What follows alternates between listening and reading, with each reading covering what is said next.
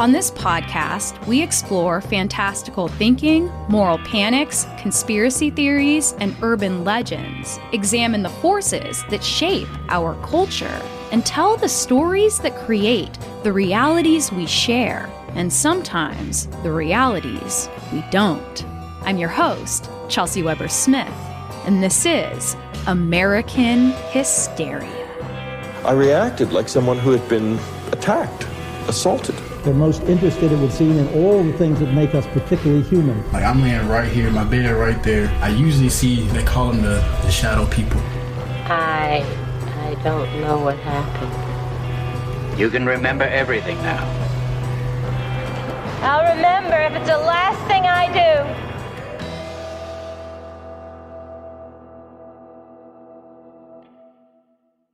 It can run in families. Both believers and skeptics agree. These experiences with the extraterrestrial paranormal. On a beer run on a dark wooded road in the early 1980s, my dad used to tell a story of driving his pickup truck with his buddy Jarshaw when all of a sudden, bang, they hit something that sounded like solid metal, but they hadn't seen anything at all. When they got out to look, there it was on the pavement, a metal sphere a little smaller than a soccer ball. As they got close, it shot straight up in the air, stopped in front of them, and then zipped into the woods and disappeared. It's a whopper, I know, but my mom even backs this one up.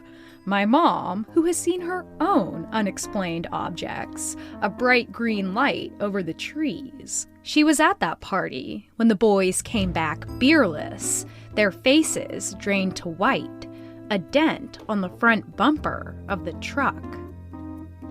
As a kid, perhaps you too would have found a story like this inspiring. I certainly did, and my friend Johnny and I kept lying out on blankets in the yard at night, clocking more and more unidentified flying objects that were making their way through the ever-opulent black.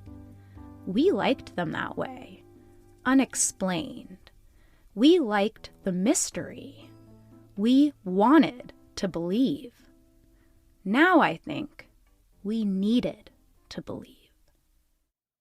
In part one of our series, we were introduced to the personalities and philosophies of the most influential abductees and the intellectual frenemies who studied them.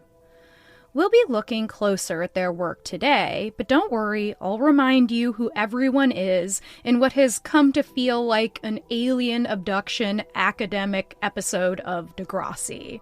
There's horror writer Whitley Strieber, who was abducted in 1985 from his cabin and then wrote the best-selling Communion, all about recovering the memories of that frightful night.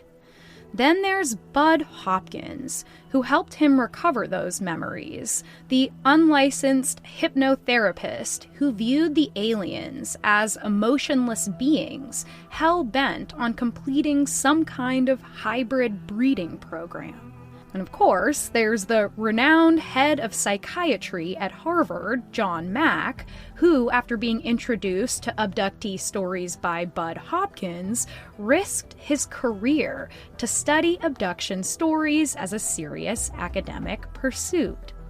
And who could forget Dear Math Boy, John's scholarly frenemy, dreamy turtlenecked astrophysicist Carl Sagan, who made it part of his skeptics' mission to combat the misinformation that he believed was not in fact coming from outer space, but rather from inner space.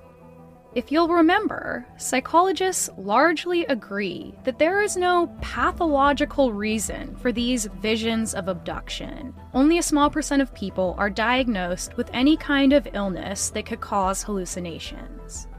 So what could possibly, or impossibly, be going on here? Beyond the hoaxes that we will be saving for another day, we can look at sociological explanations, the cultural fears and traditions that show up in our individual and collective consciousness.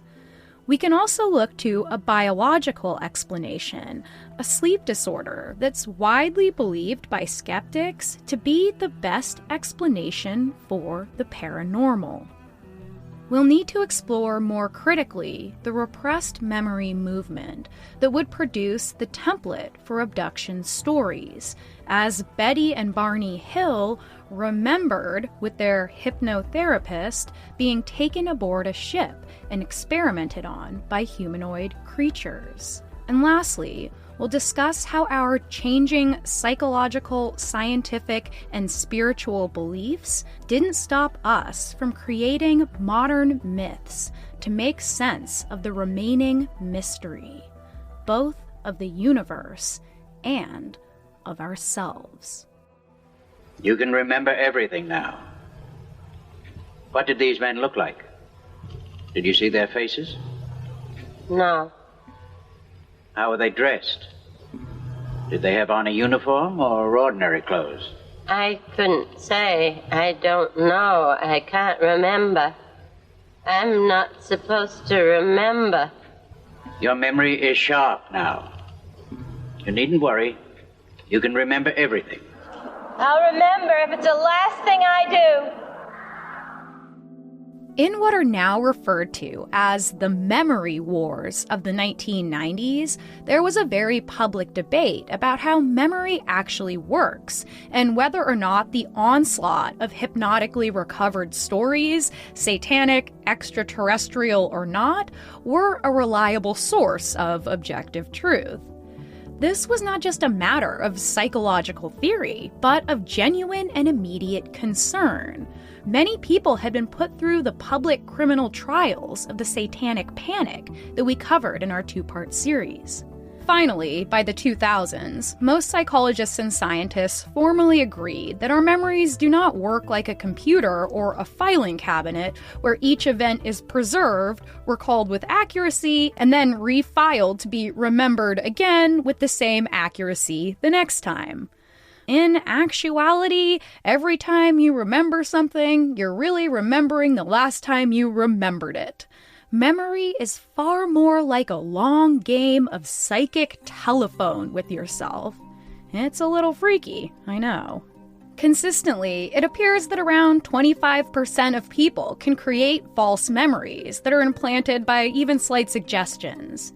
When it comes to the detailed stories of abductees, Whitley Strieber went a step further in his book Communion, floating the also Freudian idea that screen memories could be implanted by aliens.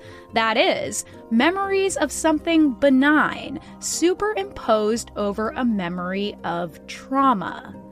For Whitley, and for others who write about these types of memories, interactions with animals can be signs that your memory has been overwritten by an extraterrestrial intelligence. The whole thing has a sort of Twin Peaks, the owls are not what they seem vibe.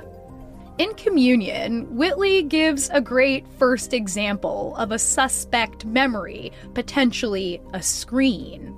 He recalls being scared by Mr. Peanut as a child during a parade, though in the book he doesn't clarify in what form he appears.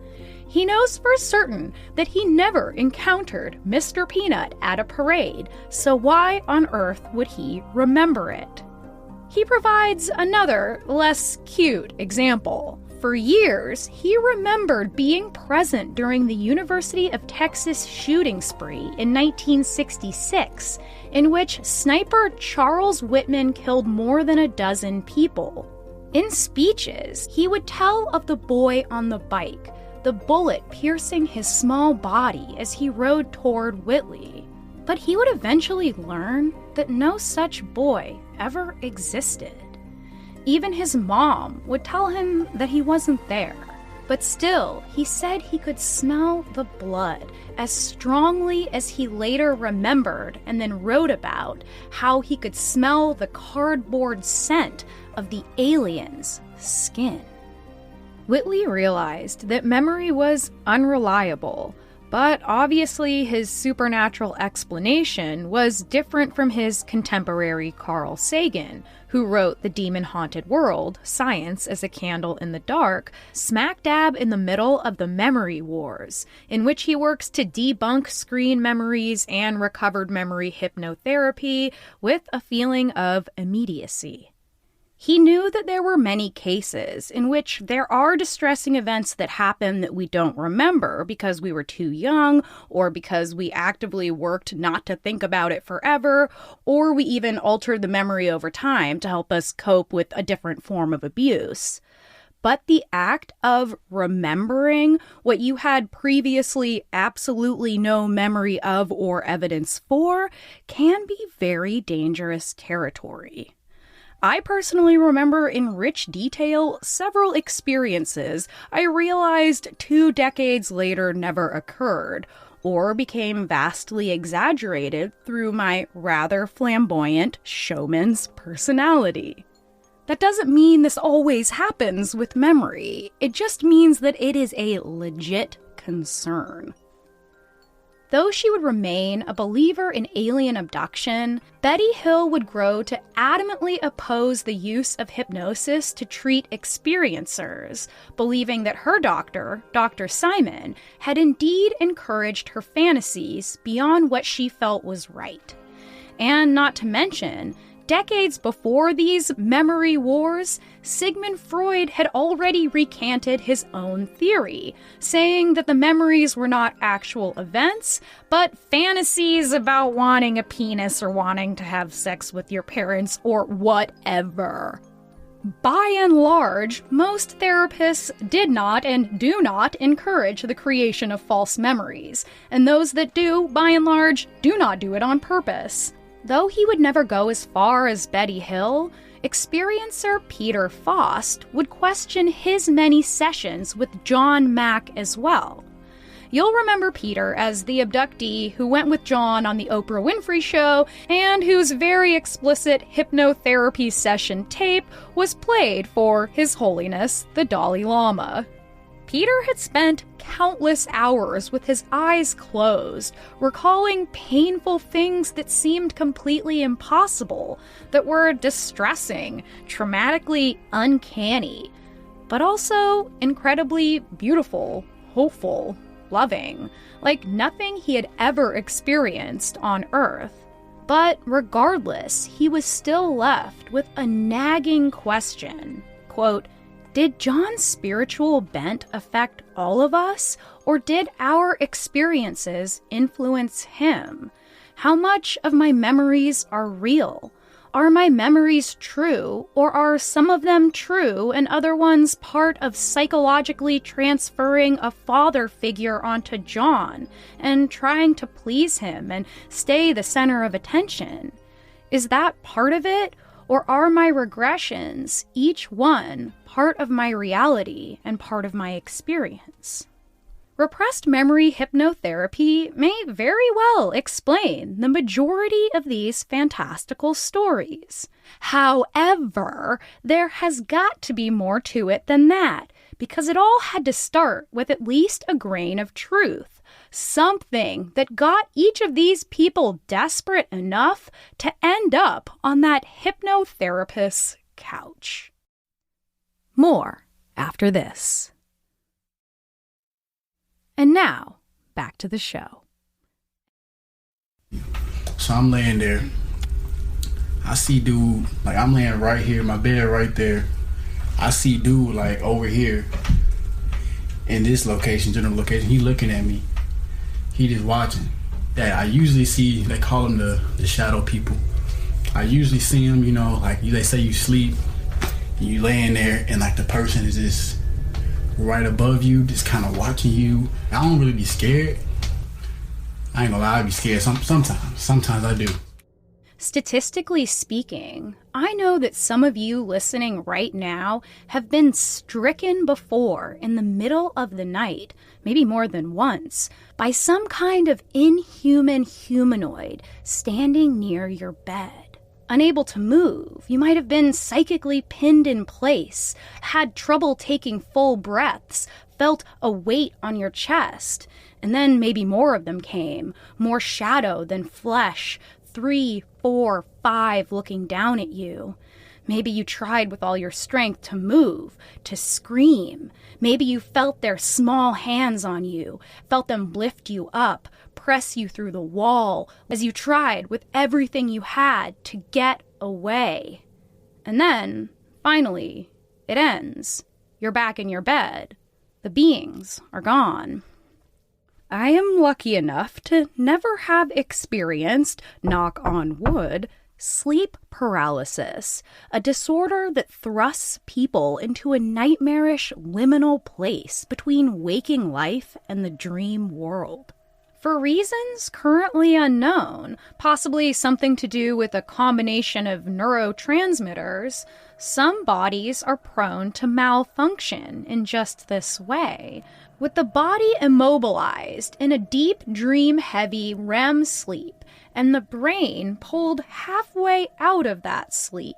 Symptoms associated with sleep paralysis include an inability to move despite feeling awake, a difficulty breathing, a weight on the chest, and the sensing of or full-blown interaction with strange non-human presences, and the feeling of passing through walls or being lifted into the air.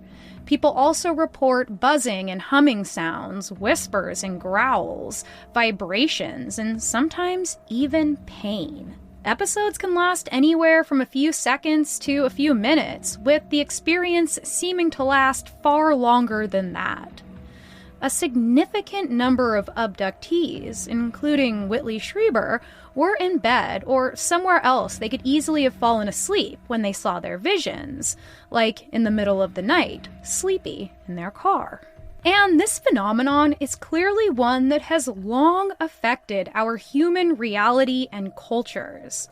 Some sleep scientists estimate that between 25 and 50% of people will have at least one instance of sleep paralysis in their lifetime, so look out. But about 5% of people will have reoccurring sleep paralysis episodes, while, as Carl Sagan notes, 5 to 10% of people are also far more prone to suggestion than others, able to actually be hypnotized in that way where they can be made to do all kinds of ridiculous things. At the same time, 5 to 10% of Americans have reported seeing ghosts. And according to that extremely unscientific Roper poll put out by Bud Hopkins and John Mack, the one that would be the singular reason that the X-Files ever got made, estimated alien abductions at a conservative 2%. The similarities of these numbers could be compelling, perhaps. From scientists to mythologists, many academics in various fields believe that sleep paralysis can account for the various stories of humanoid beings who come in the night, ones that are extremely similar across time and geography, just with their own particular flair. Scandinavian folklore tells of a creature called the night hag that sits on a person's chest and gives them nightmares. In fact, for a long time, sleep paralysis has also been known as old hag syndrome. The hag is astride this night for to ride, the devil and she together. In St. Lucia, the souls of the dead and unborn climb onto people's chests. In Thailand, someone can wake up and be ghost-covered. In Ethiopia, ghosts may try to smother you to death in your sleep. In the Middle East, a similar demon is known as a jinn. Back in the Middle Ages, Europe's succubus and incubus were demons who seduced or outright assaulted their sleeping victims, sometimes taking their sperm and eggs. Fallen angels, too, fell down from heaven to copulate with humans, sometimes even spilling divine secrets during the hybrid pillow talk. In the demon-haunted world, science as a candle in the dark, Carl Sagan offers up another example of a Cornish teenager living in 1645 who had collapsed to the floor, completely disoriented. It wasn't until much later that she would give narrative form to the incident, saying that she had been visited and then attacked by 6 little men who took her up into a castle in the sky and seduced her, before dropping her back off in her own bed. At the time, people thought they were fairies, demonic tricksters that were known to kidnap and copulate with humans. They were also known to have the ability to paralyze human beings with just their touch. Sound familiar? The most famous document on witchcraft, written in 1486 and called the Malleus Maleficarum, the author writes that, quote, "Devils busy themselves with the process of normal copulation." Devils busy themselves with the process of normal copulation and conception by obtaining human semen and themselves transferring it. Demons can transfer the semen which they have collected and inject it into the bodies of others. Interestingly, during REM sleep, and thus during sleep paralysis, sexual arousal is common as blood flow increases to the genitals, and this experience can feel as intense as waking arousal, but not necessarily pleasurable when connected to an otherwise terrifying waking nightmare, experienced instead as yet another part of this trauma. For all human beings, we see a dark presence in the night, but it's our culture that fills in the shadow. So, in a modern, secular American culture that puts faith into science and self-transformation, that lacks a common religious myth and structure, who do these night hags, these demons, these fairies become? We're coming to the part of our show called Speculative Sociology, and keep in mind that these are only some of the many interpretations of the abduction phenomenon, the ones that I've chosen to explore. We've talked on our show a little bit, especially in our episode called Talking to the Dead, about how technological advances always come with their panics and their fantastical beliefs. After all, they're still miraculous to the general population, even if some expert just calls it science. In the era of instant, distanced communication, the telegraph and the telephone inspired stories of spirits and disembodied voices coming from beyond the grave as part of the spiritualism movement. Seances served as entertainment, but also a way to communicate to a greater intelligence that might just be able to enlighten us about the other side, the paranormal, the supernatural. And they report to us that the attacking planes number between 50 and 100, that the air raid is still on, and that the anti-aircraft fire can be heard in a steady drone as the attacking planes come in. We received a bulletin just a little while ago which reported that there have been some of these, what Manila Corps, rather Honolulu, calls unidentified planes shot down. And this latest report... World War II would break out just 1 year after little Bud Hopkins was terrified by Orson Welles' famous War of the Worlds broadcast, that fictional radio show that inadvertently convinced some Americans that a hostile extraterrestrial invasion was imminent, complete with poison gas. The fear of and the obsession with this new phenomenon called an unidentified flying object would reach a fever pitch during the 1940s as radios crackled out horrific stories of real invasions, bombs dropping on real cities, and eventually the news of mass murders in gas chambers. A fascist American invasion suddenly seemed possible, possibly imminent. No wonder we started seeing things in the sky. After the war ended, the first rockets would be launched into space, breaking a previously permanent barrier between us and that great, black, shimmering, firmament, giving ourselves, for the first time, the perspective of the divine, of the gods. The 1950s held these dual views of science and technology, the giddy, manic, dopily Disney-fied, optimistic, futuristic gadgets of a modern nuclear family, and the absolute dooms-fucking-day atomic weapons that could go off at any minute and liquefy the population. At the same time, the Christian God was becoming less and less popular in America, and we began instead to revere and fear science with all its miracles made real. And it was true that science now, not God, seemed to hold our fates in its unenchanted hands. This was true on the largest scale and the most intimate.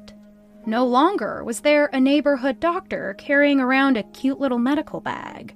Out of necessity, experiences with physicians became far more perfunctory and far less personal, and yet people knew these strangers were the only ones who decided whether they would suffer or thrive, whether they would live or die. We had to, and we have to, put our faith in them. When you reach your room, you will get undressed, put on a hospital gown, and roll into bed. Immediately, a lot of people will become very much interested in you and your baby. As the 1960s carried on this spirit of progress, the scientific community began to make monumental discoveries around human fertility, birth control, ultrasounds, in vitro fertilization, and soon after, genetic engineering. In the book, They Know Us Better Than We Know Ourselves, The History and Politics of Alien Abduction, author Bridget Brown noticed the strong presence of anxieties around fertility and medicine. Quote, abduction narratives began during the 1960s to give shape to anxieties around the increasing power of a growing technical professional class to control all spheres of human activity, no matter how intimate. And thus, she sees the pop culture alien image and personality that we know today as representing a being that is part doctor, part bureaucrat, and part fetus, which is so weird, I love it.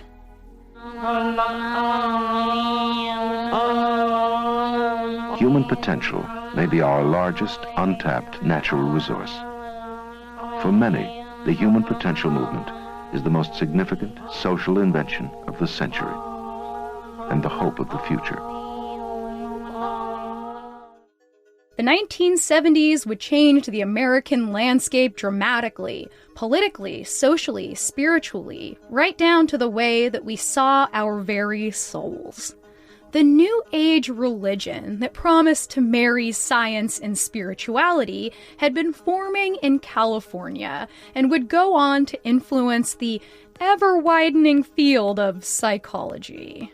The human potential movement would see the self as the new frontier, and in our particular American individualism, we began writing our own personal myths, using our personal histories as fables, and most of all, as explanations for why things are the way they are. Suddenly, and really for the first time in colonized American history, we had these things called feelings to deal with. We had this new thing called trauma.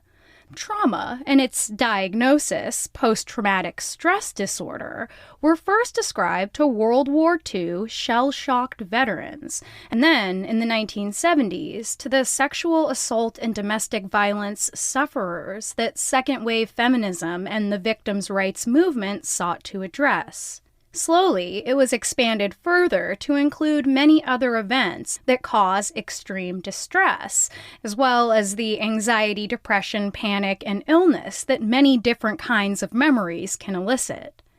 Since alien abduction was mainly of interest to the New Age psychological fringe of the time, trauma was the logical framework that was in their easy reach. Whitley Strieber, who recalled suffering several sexual assaults by one of his alien captors, wrote in Communion of abductee experience, quote, "Scoffing at them is as ugly as laughing at rape victims. We do not know what is happening to these people, but whatever it is, it causes them to react as if they've suffered a great personal trauma. And society turns away, led by vociferous professional debunkers whose secret fears apparently close their minds." Here's Whitley himself. I became terribly nervous, upset, irritable, afraid of my own shadow, unable to sleep deeply enough to really be healthy, distraught. I reacted like someone who had been attacked, raped, assaulted. Many of the worst things that happen to us do have stories we remember. Stories we often remember too much, as the brain treats traumatic memories not by repressing them, but by keeping them more vivid, more intense, in order to keep you safe from a threat. Biologically speaking, our still primitive human brain goes, okay, next time this very bad threat occurs, next time this predator attacks, you'll remember the past experience more accurately, so you might know how to avoid the same event in the future. We remember that story well, and when something triggers the memories of it, we know where the emotions are coming from. But sometimes, maybe even oftentimes, there is no story, no structure, no way to make easy sense of something as abstract and illogical as the human experience, with its arbitrary, sudden aches, its gnawing anxieties, its somatic illnesses.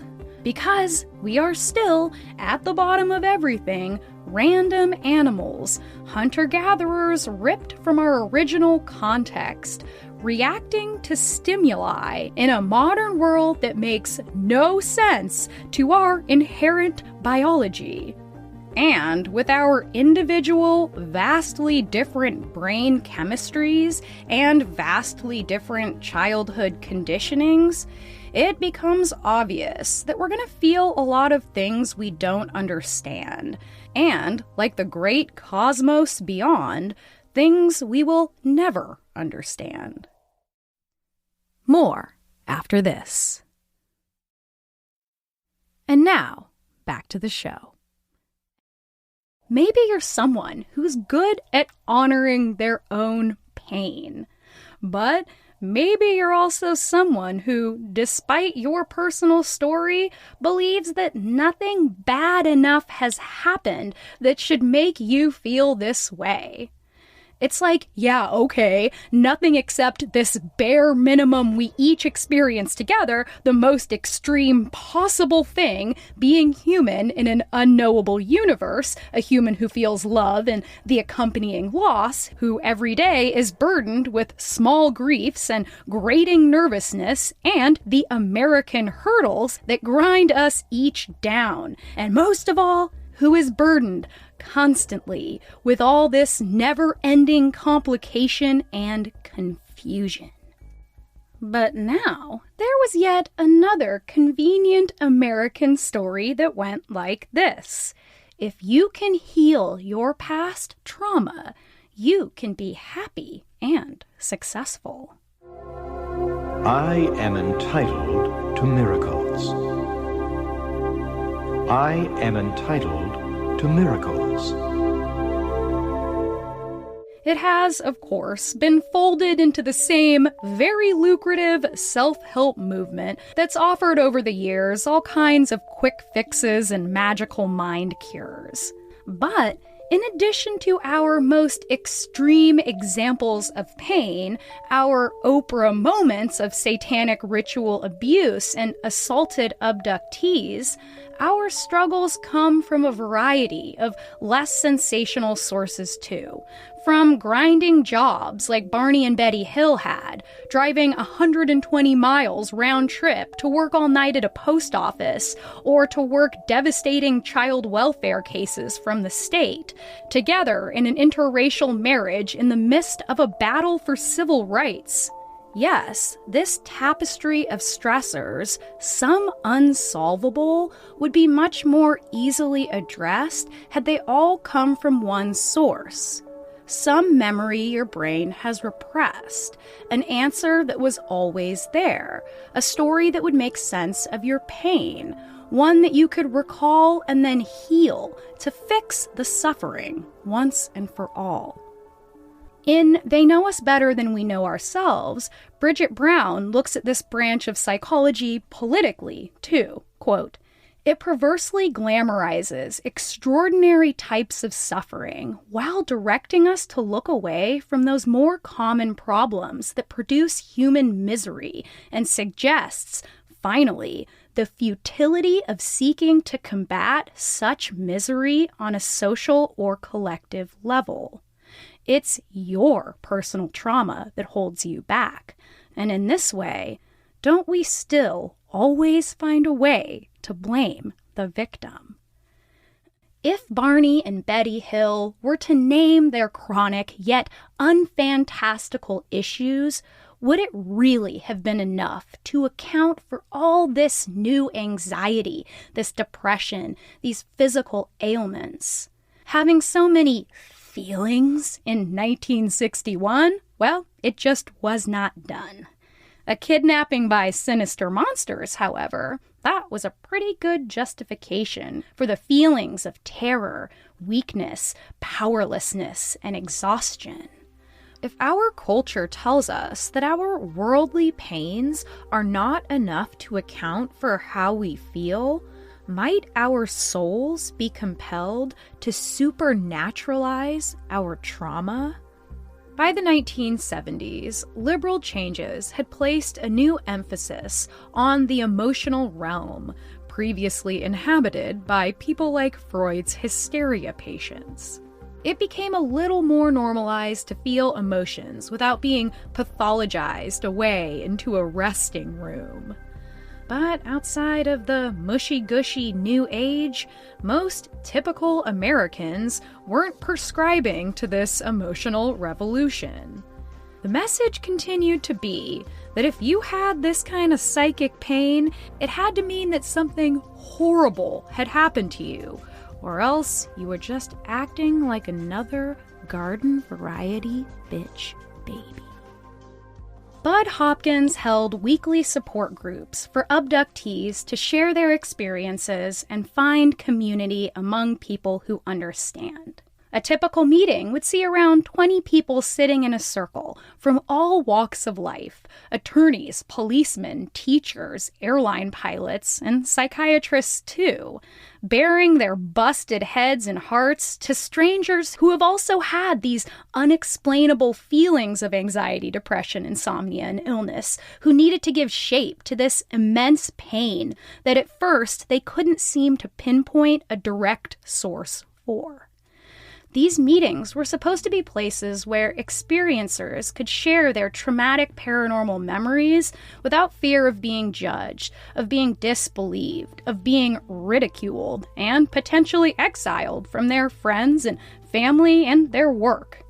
Which is great, of course. I happen to be a support groupie myself. But there's no way these little communities didn't encourage further fantasies that may have led to that very exile they were originally afraid of.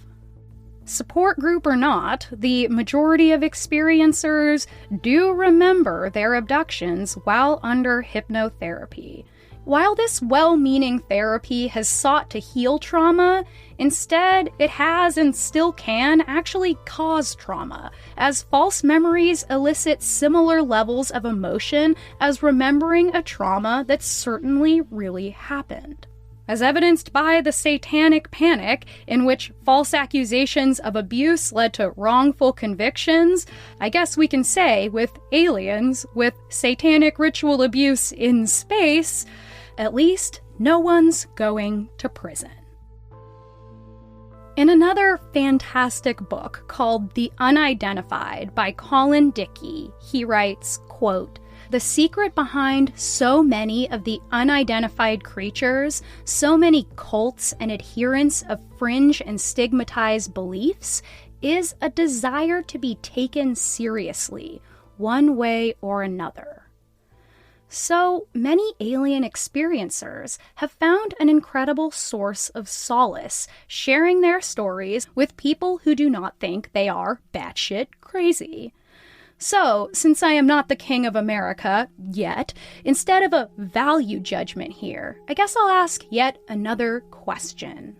If we could recognize that the vast majority of us suffer together under the systems and conditions of this America on this planet Earth, that we all experience the absolute absurd difficulties of being human, would our stories of pain have to grow to such sensational proportions for our culture to validate them, and for you to believe that you're not somehow morally or spiritually or socially or even politically deficient if you feel busted as hell and cannot pinpoint why? And anyway, sleep paralysis occurs more often in people who are chronically stressed and sleep deprived, no matter the reason why. No matter who we are, all our monsters come to us when we are weak. They seem to be very, very curious about how human beings relate to one another. They seem to be at the most basic human level. They're most interested, it would seem, in all the things that make us particularly human. They're not interested in our water supply or our atomic weapons or anything like that. They're here to, let's say, absorb what they can of the things that are the most wonderful things about human beings. The fact that we love one another, we have emotions, we have jokes, we make love, we have sex, we care for our babies, we care for our planet.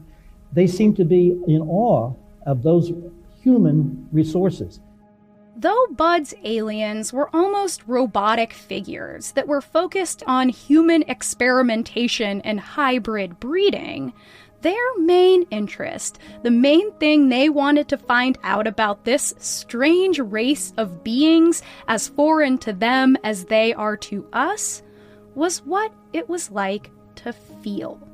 Although John Mack saw it differently, saw the alien beings as ultimately loving and even savioristic, he still agreed with Bud on this point. Quote, "The alien beings seem interested in human woundedness." When you think about it, these aliens are not unlike therapists themselves, who, heroically, I might add, witness our hardest feelings without judging us, without making a moral issue out of what often amounts to our biological and conditioned responses to stimuli. In general, our skeptics have made sense of the majority of abduction stories like this. A victim experiences an episode of sleep paralysis and can remember parts of that waking dream, especially the humanoid figures. Often, there's an element of blankness, of missing time, and then later, these unexplained symptoms of anxiety, apprehension, dread, the feeling that something bad has happened, but you can't quite make sense of it. If you're predisposed to a belief in the paranormal, you might find yourself at an alien convention or digging through alien books at the library. However you do it, you come across a description of alien abduction and its accompanying symptoms. Oftentimes, those books and conferences feature hypnotherapists who then encourage you, accidentally, into constructing detailed false abduction memories. And then, bada bing, bada boom, you are a believer, an experiencer, a chosen one. But chosen for what? Well, I guess that depends on who you ask. At the heart of so much of this story of an alien race, whether malevolent or benevolent, is this other biological human need we have for myth, for a spiritual structure. Carl Sagan put it like this, quote, "Dressed in scientific jargon, their immense powers explained by superficially scientific terminology, the gods and demons of old come down from heaven to haunt us, to offer prophetic visions, and to tantalize us with visions of a more hopeful future, a space-age mystery, religious aborning." With his eyes closed in his own session of hypnotherapy, John Mack once had an epiphany. He had been Harvard's head of psychiatry, a man raised by academic atheists, a man who would later rebel. Quote, "I see why I'm so interested in this abduction story, because it's the opposite of my belief system, because I was raised to believe in a universe with nothing in it. No God, no intelligence, no life, no nothing." Beyond just the desire for our emotions to be witnessed without judgment, I think we still ache for something more than that. We want to be loved unconditionally, to feel safe and cared for in our little place in the universe. John Mack heard most often from his patients that aliens were trying to save humanity from its own destruction, that they were looking at us from on high. They were beings who wanted to help us save the planet and save our souls.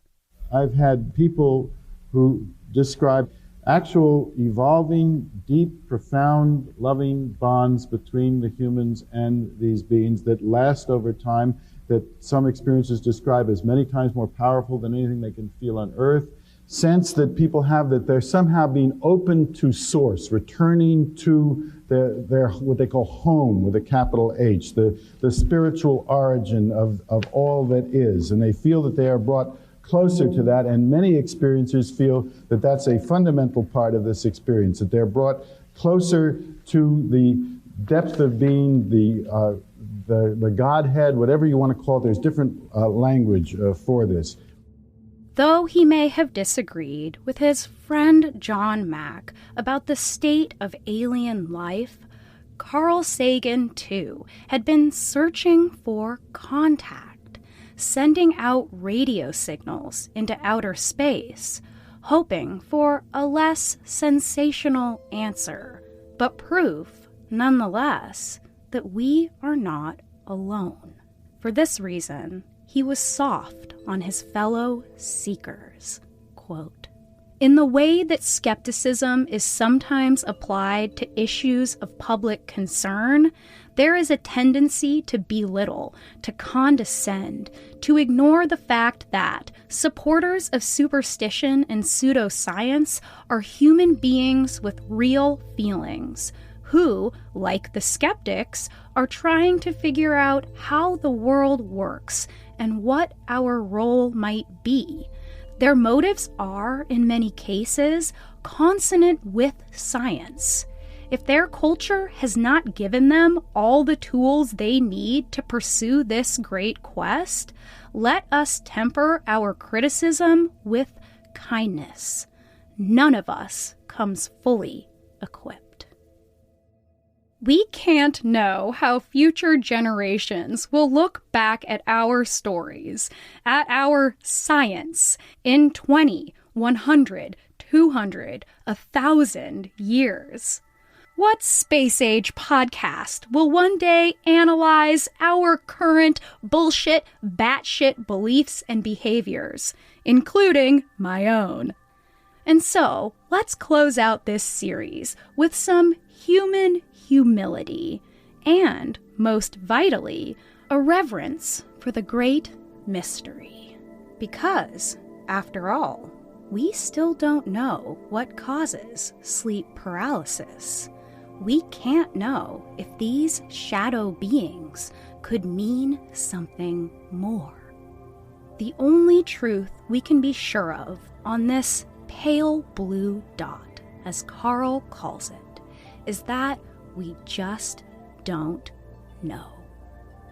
Here is Whitley Strieber's Communion to play us out. What might be hidden in the dark part of my mind? I thought then that I was dancing on the thinnest edge of my soul. Below me were vast spaces, totally unknown. Not psychology, not religion, not biology could penetrate that depth. None of them had any real idea of what lives within. They only knew what little it had chosen to reveal of itself. This was American Hysteria. Next time on the show, I'll be talking to one of my favorite people, Jim Perry of the paranormal podcast Euphomet, where I actually used to work before this. Jim and I will share the experiences we've had with experiencers and the experiences we've had ourselves. We'd like to thank all of our new patrons for joining up, and of course, all of our veteran patrons as well. One is silver and the other's gold. After we finish up with our series on alien abductions, you can hear our new episode of Hysteria Home Companion, only on Patreon, that covers celebrity alien abductions, from Demi Lovato to Anne Heche. Our two previous episodes have focused on the personal drama of the extreme haunted house McCamey Manor and the polyamorous cult of Ayn Rand. So just head to patreon.com/American Hysteria and join up today. You can follow us on social media at American Hysteria Podcast on Instagram and at AmerHysteria on Twitter. If you can, please leave us a 5-star review on Apple Podcasts. And if you want some sick merch, head to AmericanHysteria.com. American Hysteria is written, produced, and hosted by me, Chelsey Weber-Smith.